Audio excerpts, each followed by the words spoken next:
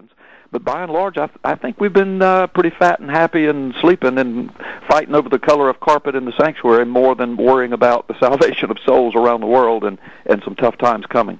Yeah, and we see that being played out on our TV screens, just what's happening in the Middle East and with ISIS taking Christians prisoner and martyring them, and we're reminded of the cost of following Jesus. Yeah, may I speak to that for just a moment? Sure.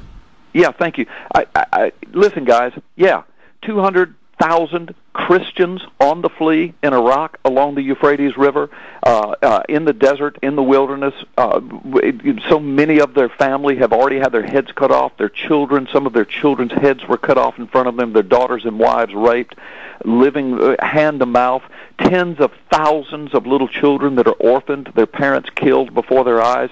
Various relief agencies trying to get those kids out of there. Continual people being, quote, delivered to the flames. People's heads being cut off. It's horrendous, and they are undergoing great tribulation right now. Now, I'm not saying we're in the great tribulation period of the last 7 years. I'm not saying that, but guys, look. If you're living in their shoes, these are our brothers and sisters in Christ. Just because Starbucks is open today and Dancing with the Stars was on last night doesn't mean all is right with the world. Yeah. We're blessed in America. We're blessed. And I think sometimes we forget and take for granted how blessed we are. But our brothers and sisters in Christ, people who are a part of the Church of Christ, are undergoing horrendous tribulation. Horrendous. And if you're them, and you're living there in the midst of that, somebody can't pat you on the head and say, well, don't worry, it's going to get worse than this. Because at that moment, it doesn't get any worse than that. So we need to really be focusing on praying for our brothers and sisters, getting relief to them where we can. Mm-hmm. I say that because in some areas we can't even get in there yet. Right. But praying for our leadership, that they would wake up and realize what's happening. And then think of this, guys.